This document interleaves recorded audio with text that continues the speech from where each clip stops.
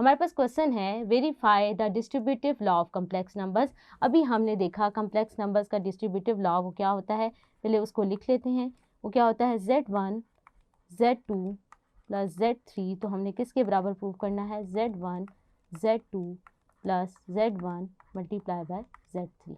हम 3 complex number ले लेते हैं, मैं ले लेती हूँ, मैं ऑर्डर पेयर की फॉर्म में लेके प्रूव करने लगी हूँ।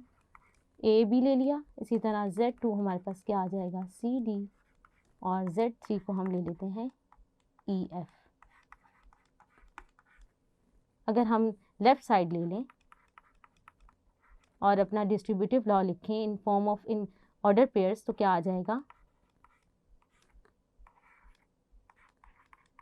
Z1 Z2 की और Z3 की हम क्या कर रहे हैं, वैल्यूज़ को पुट कर रहे हैं लेफ्ट साइड में। हमने ये वैल्यूज़ पुट कर दी। अब हम क्या करते हैं, ए बी को ऐसे ही लिखने रहते हैं और ब्रैकेट के अंदर कुछ सिंप्लीफिकेशन कर लेते हैं। हम क्या करेंगे, रियल पार्ट को रियल में ऐड करेंगे और कम्प्लेक्स पार्ट को कम्प्लेक्स में ऐड करेंगे। तो हम क्या करते हैं, रियल पार्ट यहाँ पे क्या है C और यहाँ पे क्या है E, तो यहाँ क्या आ जाएगा C प्लस E।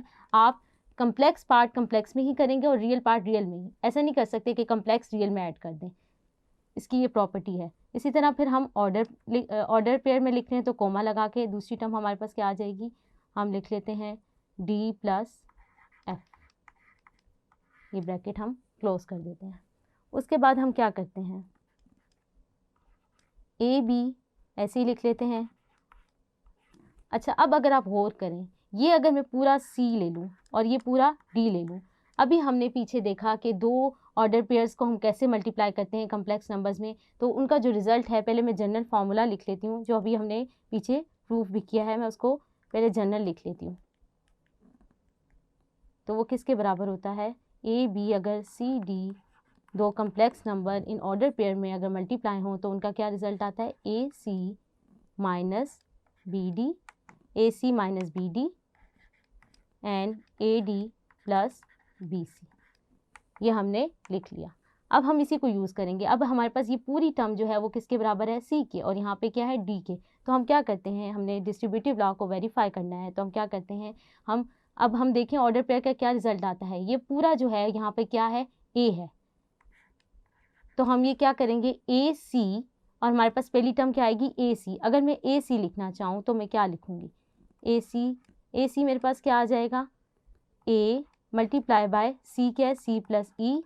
इसी तरह B लिखूँगी, क्या आएगा, माइनस B, जहाँ यहाँ पर क्या है, B एज इट इज़ है, और ये क्या है,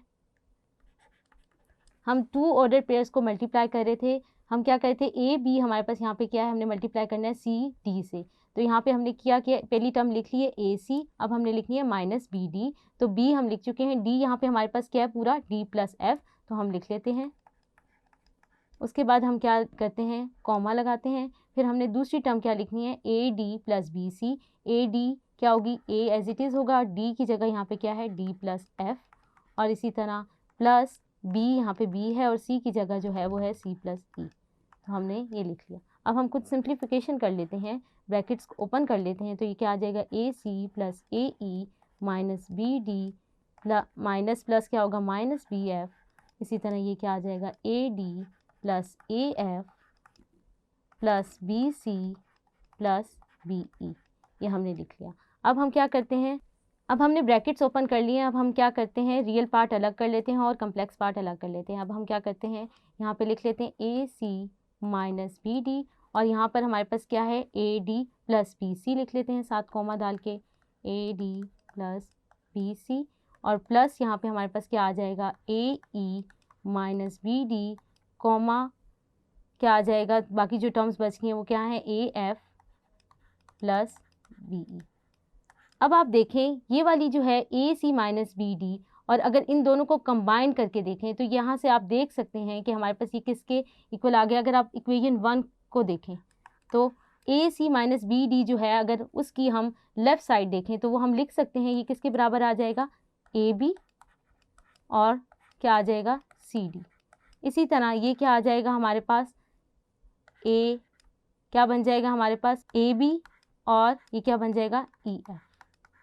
तो हम देख सकते हैं ये हमारे पास किसके बराबर आ गया, ये पहला ऑर्डर पेयर यानी क्या आ गया, Z1 Z2, और ये क्या आ जाएगा, Z1 और Z3, यानी इसको हम लिख सकते हैं Z1 Z2 plus Z1 Z3। तो हमने यही प्रूव करना था, राइट साइड के बराबर लेकर आना था।